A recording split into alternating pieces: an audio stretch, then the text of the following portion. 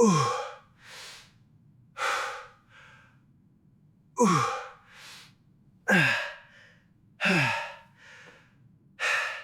Oh, hey. Didn't see you there. I'm sorry, I didn't mean to interrupt. No worries, just finished up. Right, I'll just... You okay? Yeah, fine. Elena Carter sat curled into the window seat of a sunlit coffee shop on the third floor of a glass building overlooking the Han River in Seoul, her literature dissertation open on her laptop and entirely unread. She had been staring at the same paragraph for 40 minutes, not because the paragraph was difficult, because her mind had decided, as it had been deciding every day for the past 5 months, that there was only one thing worth thinking about: Kwon Seojun, her brother's closest friend, the most quietly powerful man she had ever been in a room with, and a problem she could not stop turning over in her hands like a stone she had found beautiful and could not put down. She was 21 years old and in her final year of literature studies at Yonsei University, and she was fully aware that this was not the appropriate use of a Tuesday afternoon. She was also fully aware, in the particular way of someone who has examined a feeling from every angle and found it unchanged, that awareness was not the same as being able to do anything about it. Kwon Seojun had been in her brother's life for as long as she could remember. Marcus Carter had brought his family to Seoul 6 years ago to build a tech partnership with Kwon Seojun that had since grown into one of the most significant media infrastructure companies in East Asia. Back then, Elena had been 15, and Seojun had been simply the serious Korean man who spoke in short sentences at holiday dinners and thanked her mother politely for the sweet potato pie she brought every Christmas. He had been furniture. Successful, impressive furniture, but furniture nonetheless. She had left for a year abroad in New York and come back changed in the way that a year spent entirely on your own terms changes a person. She had grown into herself, her figure fuller, her confidence settled into her body differently, her natural hair grown out into a large, defined coil out that she wore loose in warm weather and pinned up when she meant business. Her dark brown skin glowed the way her grandmother said it always would when she started living right, and her eyes, deep black brown with flecks of amber in certain light, had acquired the particular quality of someone who has stopped being afraid of what they want. She had come home and looked at Kwon Seojun for the first time and understood immediately that she had made a significant miscalculation about what kind of problem he was going to be. He was 34. He had the kind of face that architectural precision had built rather than accident: a sharp jaw, high cheekbones, dark eyes that moved around a room and filed everything they found. His black hair was longer than corporate conventions suggested it should be, worn swept back from his face in a way that was either careless or extremely calculated, and she had spent considerable time trying to determine which. He was lean and broad-shouldered, and he wore his clothes the way people wear things when they have long since stopped thinking about whether they look good and simply do. He had a scar on the back of his right hand that he never explained. He laughed infrequently and completely. Elena had spent 5 months cataloging these details and was not proud of this, but was also not stopping. The problem was that Kwon Seojun treated her like the furniture she had once treated him. At family dinners, he was polite and warm and present everywhere except in her direction, where he was careful in a way she had eventually recognized was not indifference, but its opposite. She had caught him looking at her twice. Both times he had looked away before she could confirm what she had seen in his expression. Both times she had gone home and been unable to sleep. She closed her laptop. She had been planning this for 2 weeks, and she was done planning. Through careful conversations with Marcus, conducted over 3 separate evenings, in which she had been extremely casual, she had assembled the relevant information. Seojun kept a structured morning routine. He was in his home gym at 6:30 every weekday morning. Marcus had borrowed his copy of a Korean tech strategy text 6 weeks ago and kept forgetting to return it. The building in Hanam-dong, where Seojun kept his penthouse, had a security protocol that recognized the names of approved guests. Marcus had mentioned once that Seojun kept a spare access code registered under his late mother's birth date. Elena had written all of this down and looked at it for 3 days and made her decision. She chose Wednesday. Marcus had an investor presentation in Panyo that would keep him occupied from 7 in the morning until well past noon. She dressed with deliberate attention, high-waisted dark trousers that fit her well, a fitted cream silk blouse, small gold earrings, her coil out loose and full around her face. She carried a canvas tote bag with Marcus's borrowed book inside. She had rehearsed her reason for being there until it sounded unrehearsed. She was ready. The building's security desk recognized Marcus's name and confirmed her on the approved guest list without difficulty. The elevator was glass on one side and showed her the Han River getting smaller as she rose. She watched the water and told her reflection to behave, which the reflection did not commit to. The penthouse door opened with a soft chime. The apartment was extraordinary and cold in the specific way of spaces that have been designed rather than lived in. Floor-to-ceiling windows wrapped 2 entire walls, showing Seoul in its morning haze, the river below, the mountains beyond, the city doing its dense and purposeful thing between them. The furniture was precise and expensive and arranged by someone who understood space. There were no photographs, no plants.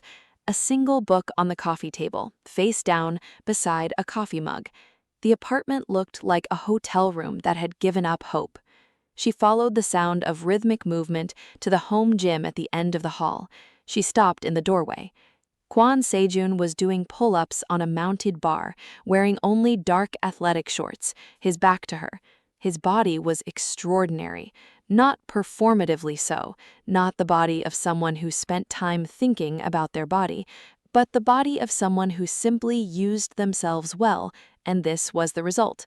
She could see the precise movement of muscle beneath his skin with each pull. His shoulder-length hair was tied back. The morning light through the gym window fell across him in clean, parallel lines. She cleared her throat.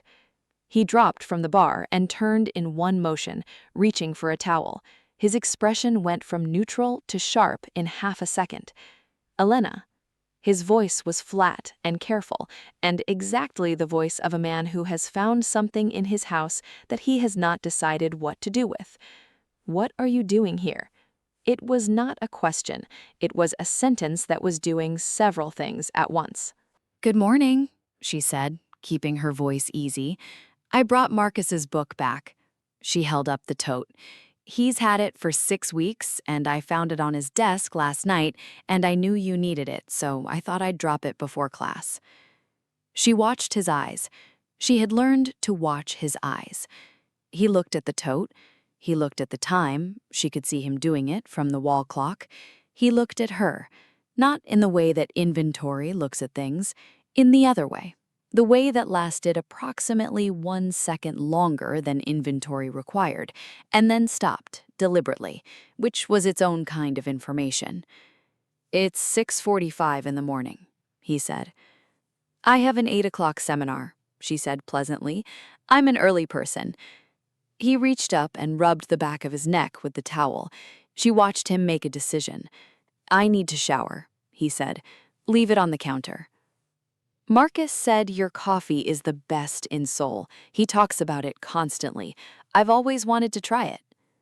Something moved through Seojun's expression, not the warm version, the controlled version that happened when the warm one was trying to come through and was being actively managed.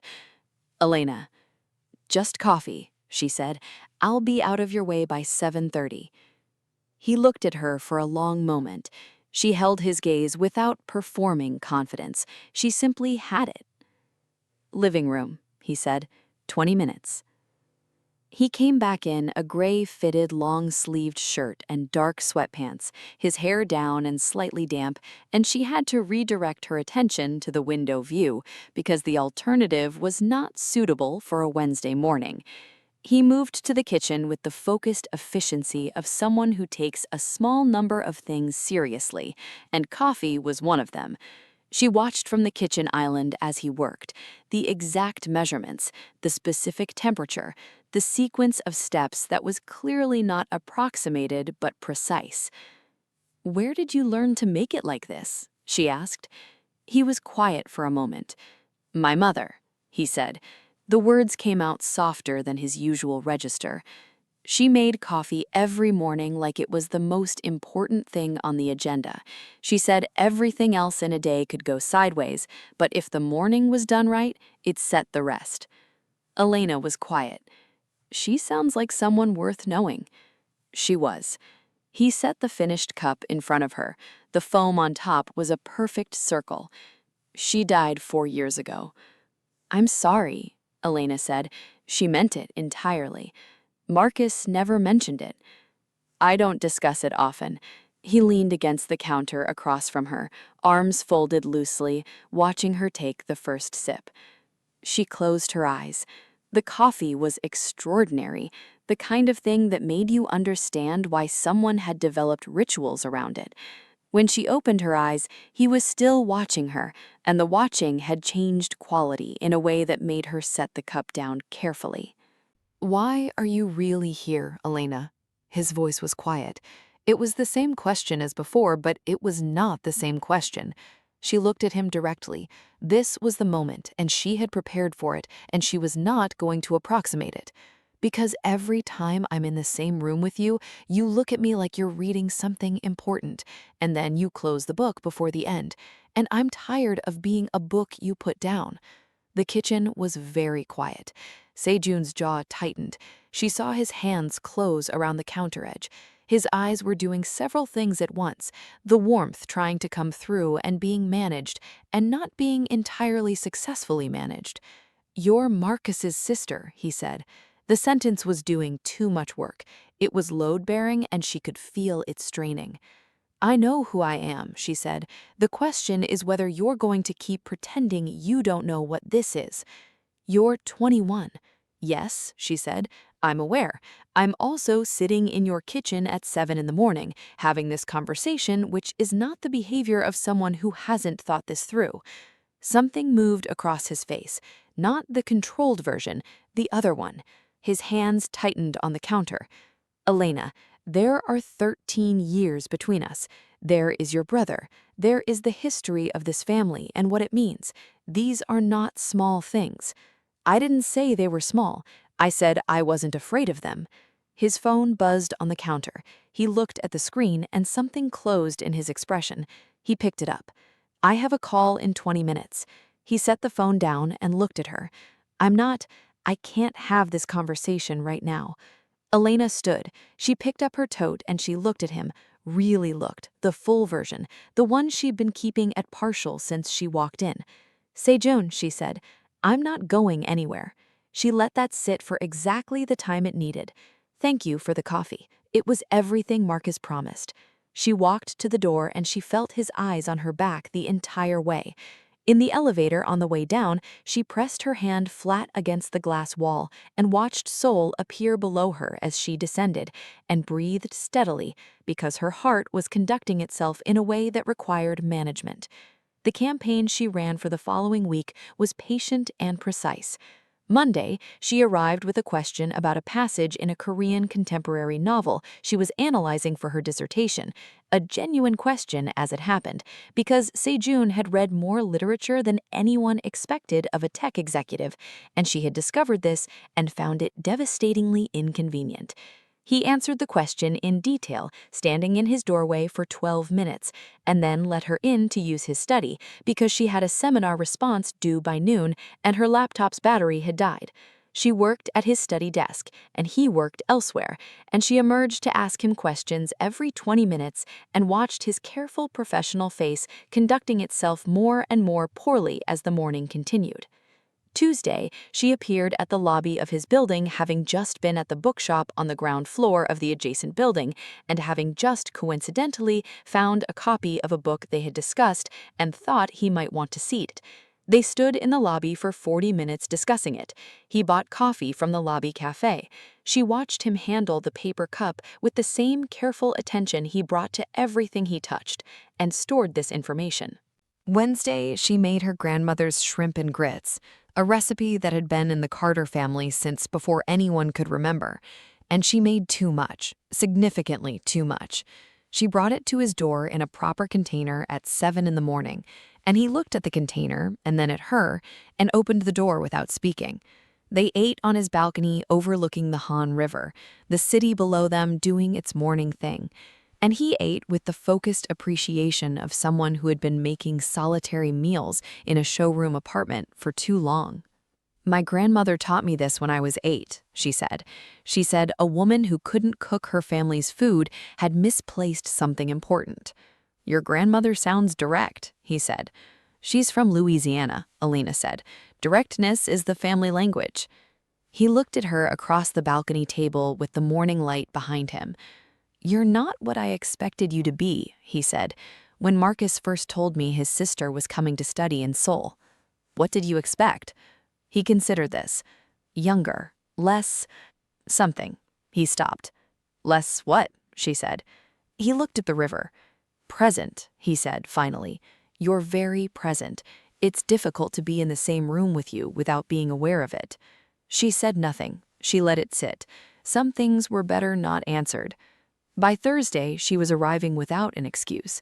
She knocked, and he opened the door, and she said she had been walking near the building and wanted to say hello. And he looked at her for a moment and said, come in, and made coffee, and they sat in his kitchen and talked for 2 hours about his company and her dissertation and his mother and her grandmother and the specific loneliness of being the person everyone expected things from and the specific loneliness of being the person nobody expected to know what they wanted. You see things, he said. He had his coffee cup in both hands, and he was looking at her with the full version of his attention. I never learned how, she said. My mother said it was a waste of energy that could go towards something real. He smiled. The full version. She had seen it twice before, and she cataloged at both times, and this was the third, and it was doing what it always did, which was make the room a slightly different temperature. Friday, she arrived, and he opened the door before she knocked. She realized he had heard the elevator and known. He had made her coffee already, and it was sitting on the kitchen island waiting. She looked at the cup and then at him. You knew I was coming, she said. Yes, he said. No performance, just the word. She sat down and wrapped her hands around the cup and looked at him. Then you should know I'm not stopping. I'm not going to pretend I'm here about the book or the coffee or the dissertation. I'm here because of you. Something in his face went still in the way of things that have been waiting to be still. Elena, he said. Yes, she said. I know, he said. The following Saturday was Marcus's birthday dinner. Elena cooked for 3 hours, jerk chicken with her grandmother's recipe, rice and peas, fried plantains, a chocolate cake from scratch. The apartment smelled extraordinary. She was wearing a deep burgundy wrap dress and her coil out pinned up with a few loose spirals around her face, and she had put on the gold earrings that her grandmother had given her for her 21st birthday, the ones her grandmother said she should wear when something mattered. Seojun arrived at 7 sharp. He was in a dark blazer over a white shirt, the collar open, his hair worn down, and Elena heard him exchange greetings with Marcus in the hallway and breathed carefully and went back to the kitchen. Dinner was the particular kind of torture that is also a gift. She sat across from Seojun and Marcus sat between them at the head of the table and talked with the enthusiastic ease of someone who was entirely unaware that the air in his dining room was doing something physics could not fully account for. Every time Seojun reached for his wine glass, she was aware of his hands. Every time he answered something Marcus said, she was aware of his voice. Twice, his eyes met hers across the table, and she felt it in her sternum and had to look at her plate and compose herself. You've been good to Elena, Seojun said to Marcus, generously and with complete innocence. She mentioned you've been helpful with some of her research questions. I appreciate that. She doesn't have a lot of people here who are her level, you know? Seojun's hand tightened on his fork. He met Elena's eyes briefly. She doesn't need my help, he said. She's the most intellectually capable person I've talked to this year. I learn more from those conversations than she does. Marcus beamed. Elena looked at her plate and felt warmth spread through her chest like something she had been holding too tightly and had finally released. After dinner, Marcus took a call in his bedroom, and Elena and Seojun found themselves alone in the kitchen. She was transferring leftover rice into a container, and he was washing plates, and the domestic, ordinary quality of it was somehow more charged than any of their mornings in his apartment. "I heard what you said," her voice was quiet, "about learning from our conversations." He kept washing. "I meant it." "I know you did." She set the container down and turned to face his back. "Seojun, I am asking you to stop treating what is between us like a problem to be solved and start treating it like what it is." He turned off the tap. He stood still for a moment. Then he turned around. He was looking at her with the full, unmanaged version of his face, everything visible, nothing organized, the version she had been waiting to see completely, and it was more than she had prepared for. His dark eyes were warm and serious and tired, in the way of someone who has been managing something that should not have needed managing. "Elena," he said. "Yes. I have been trying," he said, "for 2 months to be the right person in this situation, to be what Marcus deserves me to be, to not—" He stopped. His jaw worked. "I walked into your kitchen with that book, and I knew immediately that I was not going to be able to hold the line, and I have been trying and failing, and I am—" He exhaled. "I am very tired of failing at something that doesn't feel like it should require this much effort." She crossed the kitchen. She stopped in front of him. She put her hand on his chest, palm flat, feeling his heart under it. "It's not supposed to require effort," she said. "That's what I've been trying to tell you." He looked at her hand on his chest. He looked at her face. He reached up and covered her hand with his, large and warm and finally not holding the counter edge or a coffee cup or anything that was a substitute for this. "Marcus," he said. "We tell him," she said, "honestly, together. That's what we do." He looked at her for a long moment in the kitchen of her brother's apartment with the dishes half done and the leftover rice in its container and the sound of Marcus's voice faintly audible from down the hall. She watched the last careful distance in his face close. He kissed her. Not tentatively, not the kiss of someone who has decided to try something, the kiss of someone who has been thinking about this with considerable specificity and is now doing it properly. His hand came to her jaw, steady and certain, and he kissed her with the same focused care he brought to his mother's coffee recipe and to listening and to every single thing she had watched him do and found extraordinary. She kissed him back with both hands in his collar and felt his other arm come around her and pull her in, and she made a sound against his mouth that she didn't apologize for. When they separated, they were both breathing differently, and his forehead came down to hers naturally, the way things move that have been moving toward each other long enough. "We tell him tomorrow," he said. His voice was different, lower, and without the professional surface.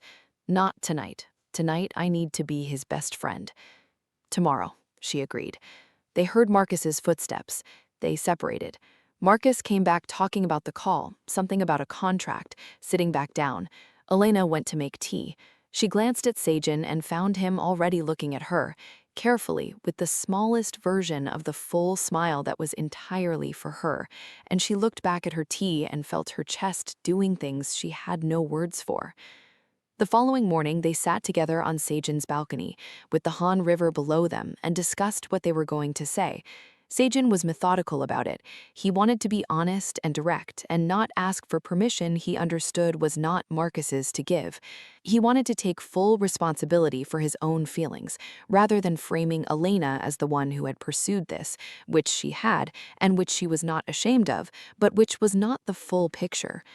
"I love you," she told him, in the middle of this preparation, because it was true, and she was not going to continue not saying it. He went very still. He looked at her across the balcony table with his coffee in his hands and the morning light on his face and the scar on his right hand catching the sun. "I know," he said, then quieter. "I love you. I have been aware of this for longer than I have been comfortable with." He set the coffee down. "You are the first person in many years who has made this apartment feel like something other than a place where I happen to exist." She reached across the table and put her hand over his scarred hand. He turned it over and held hers. Marcus arrived at noon. He came in comfortable and easy and greeted them both warmly and sat on Seojun's couch and looked between them, and his expression changed. "What?" he said. Seojun told him, directly, without preamble, without softening the shape of it.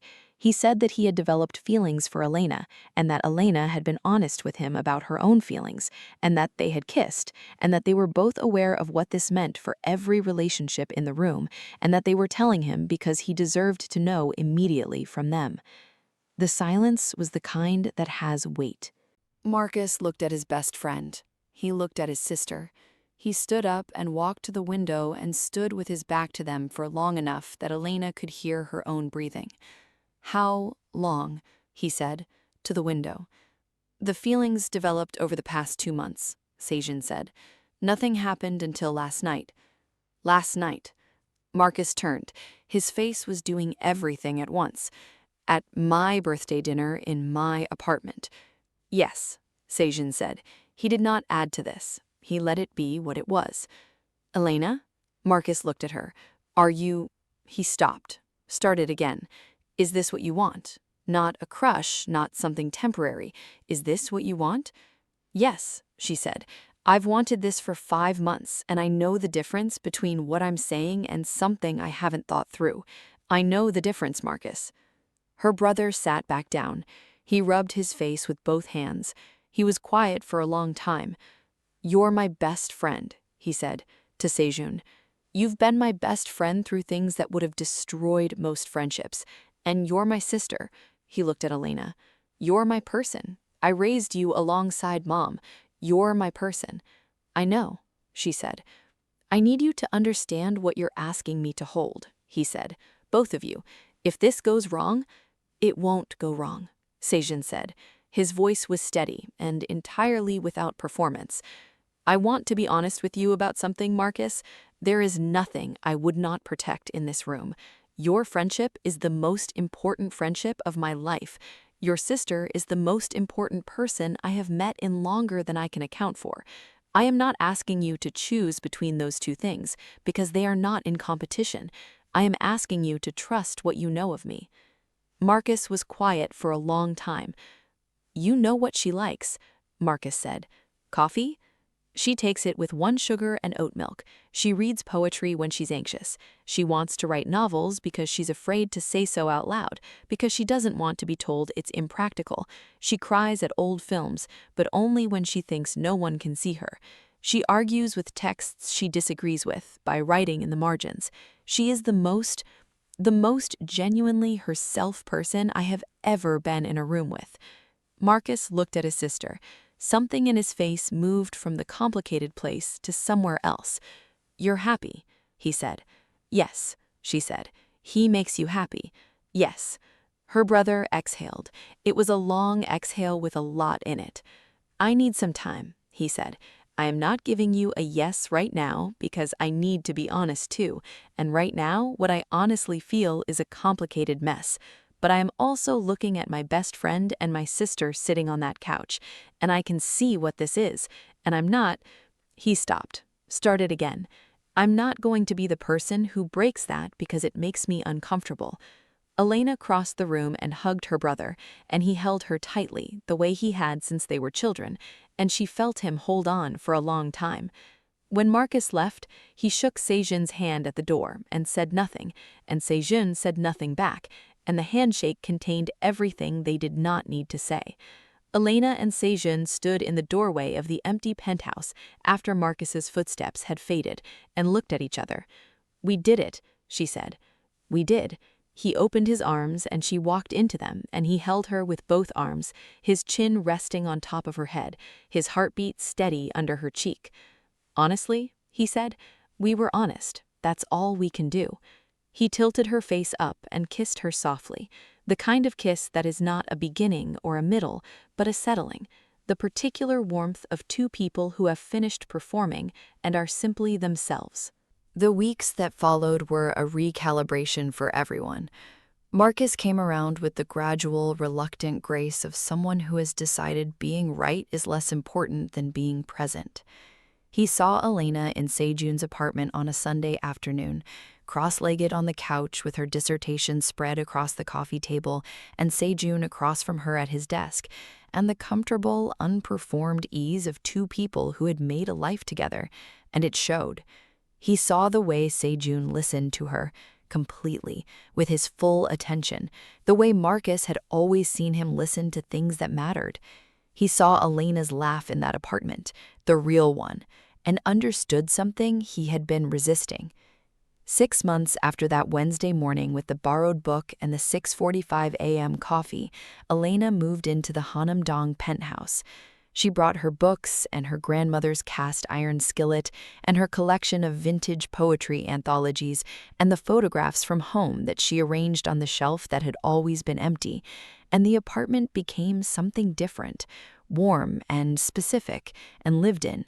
Seojun stood in the middle of his own living room one evening looking at what it had become, the colors, the plants on the windowsill, the smell of something cooking, her voice from the other room, and felt something he could only describe as the specific relief of arriving somewhere after a long time in transit. Marcus came for dinner 3 months later. He sat at their table and ate Elena's cooking and drank Seojun's coffee afterward and watched them move around each other in the kitchen with the easy fluency of people who have learned each other's rhythms. And he set his cup down and said, "All right, I see it.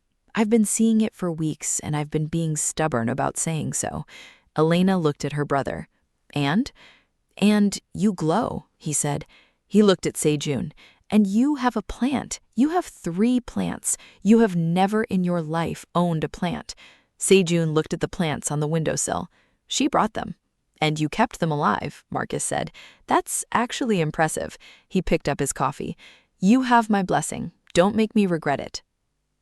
A year later, Seojun proposed to Elena in the library of a used bookshop in Itaewon, where they had gone on their first official date.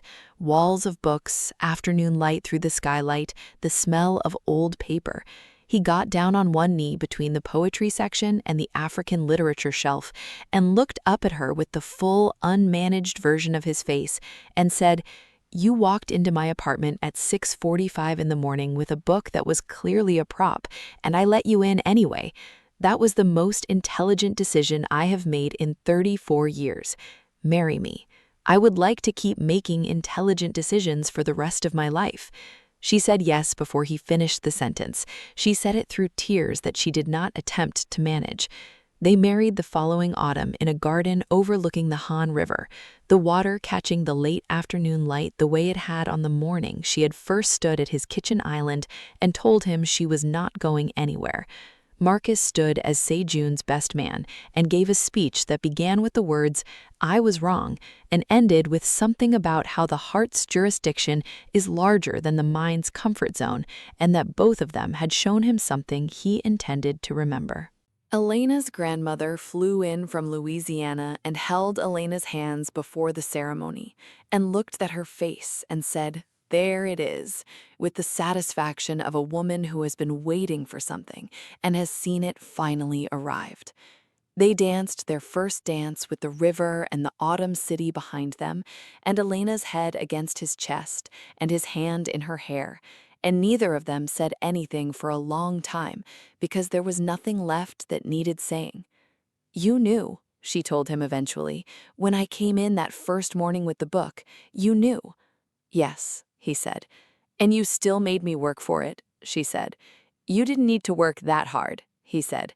"You had me at the second cup of coffee. I simply wasn't ready to admit it yet." She laughed. He pulled her closer, the city glittered behind them in the autumn dark, and the river moved in the way that rivers move, which is continuously and without apology.